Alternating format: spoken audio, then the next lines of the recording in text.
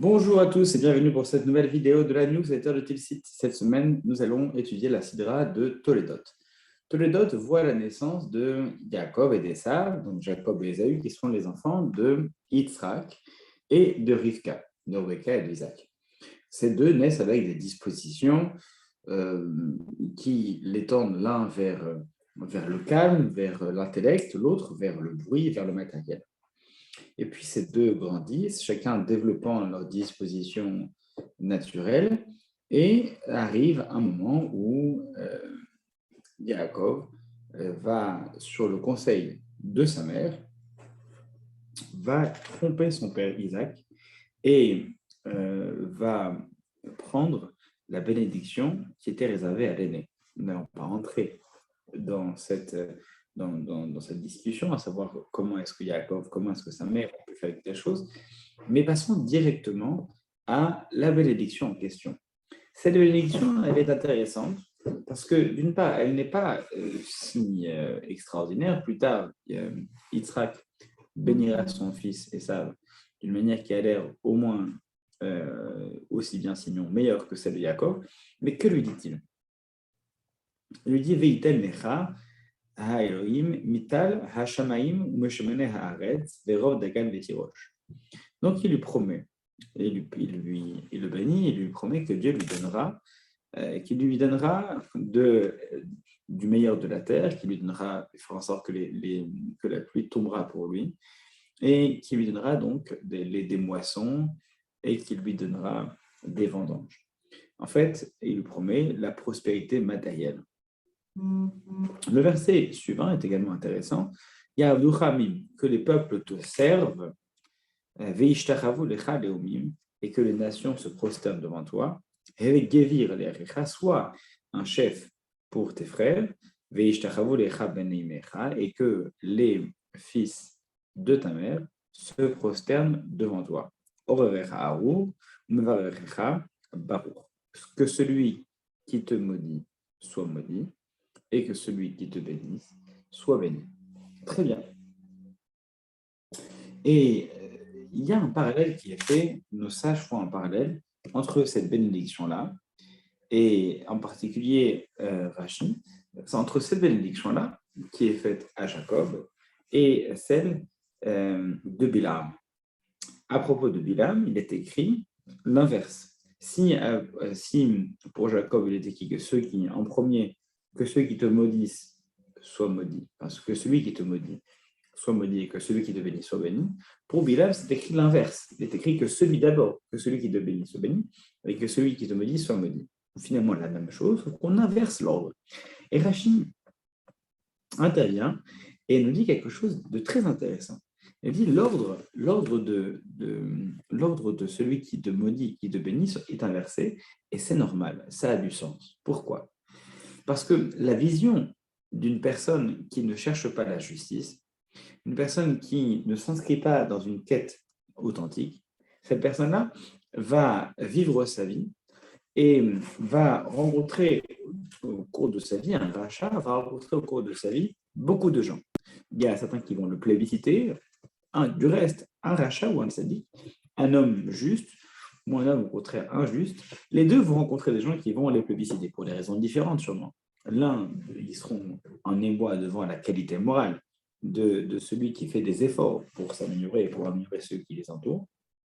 Et l'autre, peut-être par intérêt, ou peut-être par caractère vénal, ils seront en train de le féliciter, ou peut-être simplement parce qu'ils le prendront comme un modèle, ils seront en train de féliciter celui qui, par ailleurs, nourrit une forme d'injustice, mais qui, ponctuellement, va représenter une forme de modèle.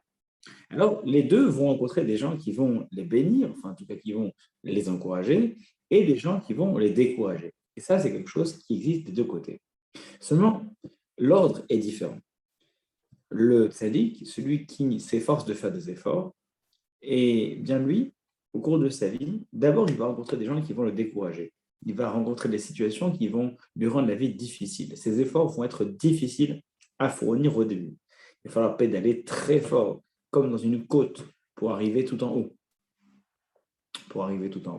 Et à arriver tout en haut, bien là, on sera, après avoir fourni tous ces efforts, on sera en haut et ce sera plus facile. On aura au début rencontré beaucoup de difficultés. Or, celui qui te maudit sera maudit. D'abord, c'est la difficulté qui intervient, et puis ensuite, c'est quand on est en haut, eh bien là, effectivement, on aura des personnes qui vont plébisciter ses efforts, qui vont, après avoir vu cette personne gravir, vont le regarder d'en bas et voir que c'est une personne qui inspire.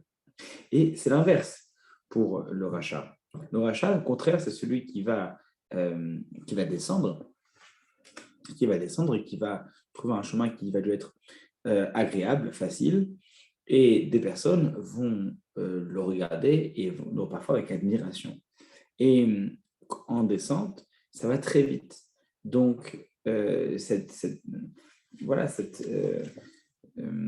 vitesse, cette fulgurance, cet élan va l'emmener très très vite. Et dans ce chemin,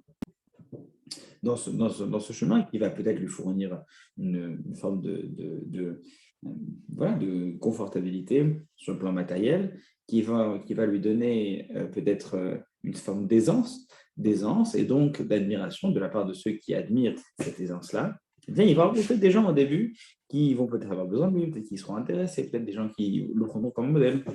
Et tant qu'il sera toujours plébiscité, ça ira très très vite. Beaucoup de gens, et ce sera très facile, beaucoup de gens qui vont l'encourager.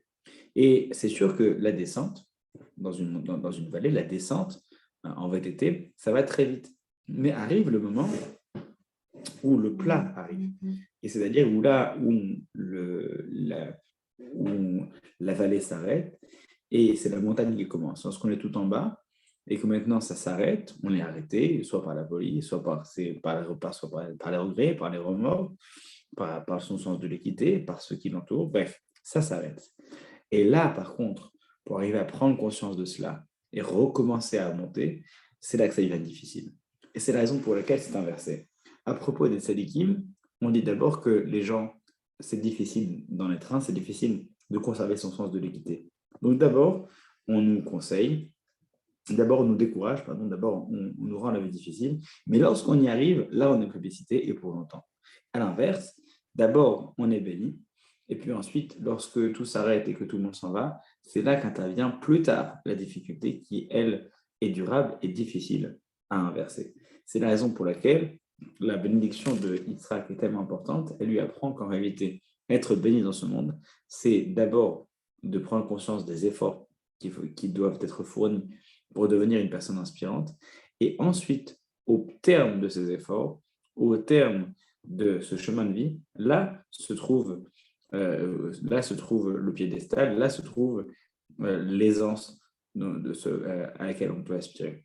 C'est de cette manière que la Sédra de Toldot nous montre entre ces deux personnages, Esav et Yaakov, nous montre les nuances que la vie a à nous proposer et parfois aussi les efforts qui doivent être fournis pour devenir et rester une personne qui soit inspirante pour toujours, pour ceux qui l'accompagnent et pour ceux qui suivront son exemple. Shabbat Shalom.